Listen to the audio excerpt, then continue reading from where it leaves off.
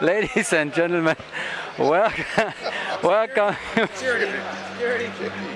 welcome to the live coverage of the Sunpath Products NSL news from the FAI Mondial 2016, and we have our team here again, our live coverage team, who are Mr. Joey Jones and Mr. Chris Talbot.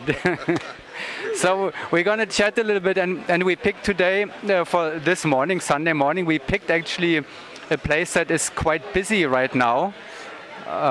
It is beautiful weather outside, and it's a time when the teams are... Busiest this hangar's been all week. Oh yeah. Yeah. It's super busy. A lot of people ready to get on planes. We got it's 6 airplanes flying right now, and they are just pounding out the jump.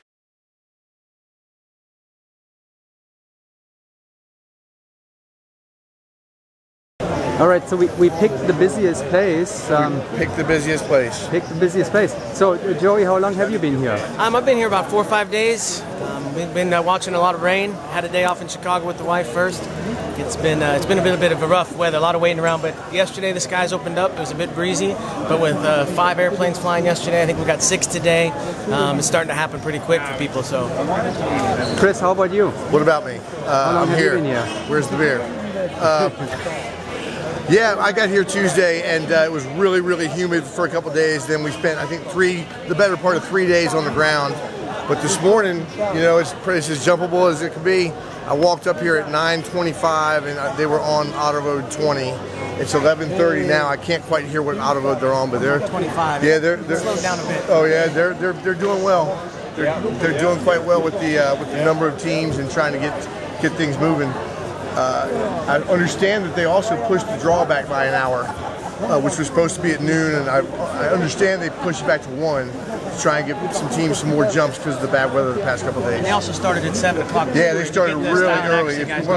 For those of you who know Thomas Hughes, check out the picture he put on Facebook of the line. And we know Scott out of Chicago went from the outside manifest all the way down well into the loading area at 7:30 this morning. They're doing everything they can to get us in the air, which is nice. They're doing everything they can. All right, let's talk about the competition a little bit. We are actually less than 24 hours away from round 1. We don't know yet which event it's going to be like, but we'll find out soon. Let's begin with the 4-way open, the biggest event as usual. What are we expecting? 20-something teams. 20-something teams. Yeah, we just looked at it. I forgot 20-something teams. I think the big fight, obviously, is there's always going to be the great fight between Belgium and the Americans. Hayabusa and Arizona Airspeed. Airspeed had a tough year this year with some injuries, all the way up until the very end when Mikhail broke his hand. So they're going to have a tough go of it, but they'll give it all they can. But the big fight will be for bronze. And what did we say? We said the French. You got the French team. The Russians. The Russians. Canada. And if XL can. And if XL can really step up their game, they're in there as well. So those 4 will be a good battle for bronze. And then, like always, we'll have to wait a couple rounds to see where the remaining battles are going to be. You know, the best of the rest, if you will. One thing about Airspeed is that Josh has done it. He's been there. He's done it. And they've done enough training to get their feel, and they got nothing to lose. So it makes them a little bit dangerous because they don't have that. The more you train, the more you get tightened up a little bit. So I really want to see how they throw out those first couple rounds. They could win by 1 or lose by 50. It'd be the exact same thing. Awesome. Hey, Mike, good to see you, pal. Give me 1 second, okay? What about Qatar? Let's go. The Qatar's also in there for the bronze. Yeah. Qatar's also in there for the They both of those teams, you know, because you don't think about you don't see them out there apart from the competitions. You don't see them training at drop zones very often, so they're easy to forget about. But they're no joke. I mean, they're not going, they're certainly not going to roll over and not put up a fight. So it'll be good. It'll be give us a couple rounds and we'll let you know what's going to happen. Right. Okay. Well, what about 4-way women? 4-way women, same thing for the Americans. GCAF 4s for Airspeed. It wasn't an injury, obviously. Their pregnancy meant that they had to bring in an alternate, not late in the game. I mean, Jeanette's been with the team for quite a while, but it's going to be, that obviously changes things. It'll be a fight for the Americans, but there's a possible gold medal in there. It's just like Josh Hall. Jeanette's no slouch either. It's right, not like exactly. not like they're bringing in a newbie. So yeah. I think she's going to help the team really. Jeanette knows what she's doing. And then at French girls, I mean, they've also had a new member in there right recently, and they're rebuilding a little bit. But they put a 22 up on the board, I believe, recently. So they're up for a 23 now with that meat juice going. So I think we can see a good one. The Brit chicks are up for the bronze, I think, and the Canadians. Brit chicks and Canadians fighting out. Watch the Canadians. Watch the Canadians. Yeah, so, that's our correction there. And we got a couple of young teams out there. Be interesting to see what some new teams haven't seen before. See what they're pulling. If we're talking about Canadians, let's talk about VFS. Did you follow that a little bit? What's that? VFS?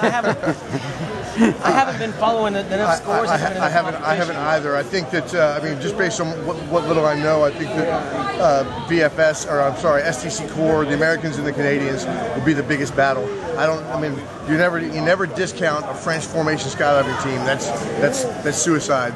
But I don't know what the team is doing. It's a new team as well, because the alternate is one of the old guys, so it's got some new guys on it. But they've got some good support, so it'll be interesting to see the VFS fight for sure. And the Canadians are still doing both events, VFS and 4-way, and I hear they're also doing style and accuracy and canopy piloting and canopy. Canopy piloting is not at this event, but that already happened up in Canada. That was almost funny. That was almost funny. Thank you. The Germans got come jokes. On, give me credit. You went for a German, that was good. For a German, that was really good. All right, talk about 8-way. If an American had told that joke, it would have been funny. The 8-way, well, gosh, we got to think the Golden Knights are the favorite for the 8-way. They've got this experience, they've got the backup, they've got the history and the credentials. It's their meat to lose for sure. That's not to say that other teams aren't qualified, but most of the team has been together since 2010, and they've demonstrated their ability and their will to win and their willingness to continue to beat their own top averages and world records. That French team, there's no slouches. It's full of some heavy-hitting skydivers, some old school bad. They have world champions. They have a team with a lot of world champions. But they don't have the support they used to in their 8-way program, and I guess they haven't made the jumps that they feel that they need really to hit their highest level. They're kind of in the same position as airspeed and 4-way. They can win by 1 or lose by 50, and it will be it's the same. Yeah, so it's the same. Yeah. We got Russia in there as well. That's always brings a good team. There's some guys that they were top of their game, but when I started competing, that was '98, and they were still already top of their game. Qatar, Qatar's been training pretty well. Bronze medal is going to be a good fight. And the Canadians have an 8-way team too. Yeah, our friend BK Krause is coaching them, right? I thought he was behind. Yeah, BK is coaching the maximum ride, the Canadian 8-way team. So you've got the Canadians, the Germans, United Kingdom, the UK, and the Aussies, who just put the team together, but they have a lot of experienced jumpers on that team. So you never know what's going to happen there. I think the big fight for bronze will be Russia and if Qatar can pull it together with the new member though as well, so he's an experienced jumper, but not an 8-way. So. Once again, after 2 rounds, we'll see where the real fight is in the middle of the pack. Do you really think I will let you off the hook until round 2? I'm not going to wait until round 2. I want next update. Speak to my agent. Speak to my agent. All right, gentlemen. Thank you very much. We'll come back to you soon. Thanks.